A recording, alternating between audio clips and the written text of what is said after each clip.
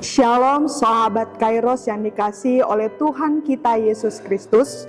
Sebelum kita memulai aktivitas pada hari ini, firman Tuhan yang menyapa sahabat Kairos dimanapun berada, yaitu melalui nats yang tertulis dari Filipi 4 ayat 8, demikianlah bunyinya.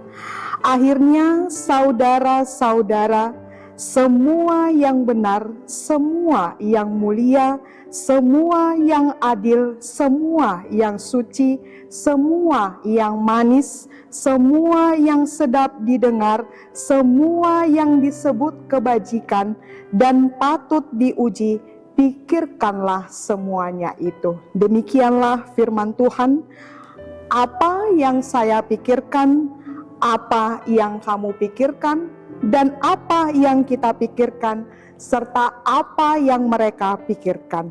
Demikianlah yang terlintas ketika jemaat di Filipi mengetahui bahwa latar belakang surat ini ditujukan kepada jemaat di Filipi ketika Rasul Paulus sedang berada di dalam penjara. Namun jemaat di Filipi senantiasa memberikan bantuan kepada Rasul Paulus, dan hal itu didorong karena mereka mempunyai hubungan yang kuat. Tentunya hubungan yang kuat ini akan mampu menghilangkan pemikiran-pemikiran yang negatif dan yang merusak. Sahabat Kairos yang dikasihi oleh Tuhan kita Yesus Kristus, melalui surat ini juga Paulus mengucapkan rasa terima kasihnya kepada jemaat di Filipi atas dukungan dan bantuan serta mendorong mereka agar tetap teguh dalam iman dan senantiasa bersukacita.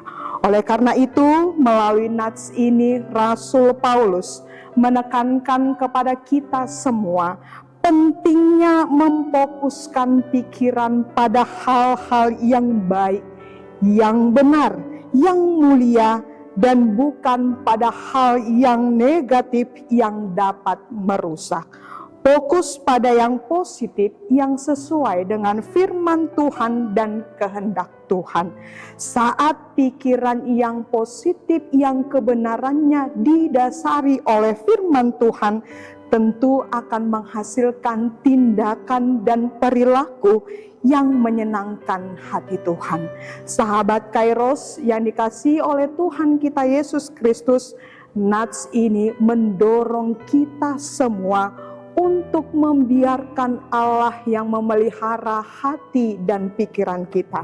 Pikiran yang didasari dengan kebenaran firman Tuhan tentu akan membuat kita senantiasa bersukacita, membuat kita untuk mengingat selalu berdoa dan menyerahkan diri, serta kita akan ingat untuk mengucap syukur, dan kita dapat merasakan damai sejahtera bahkan dalam keadaan sesulit apapun. Bangunlah pikiran yang benar di dalam Tuhan, dan tentunya kita akan mengalami transformasi hidup ke arah yang lebih baik. Amin. Salam sahabat Kairos.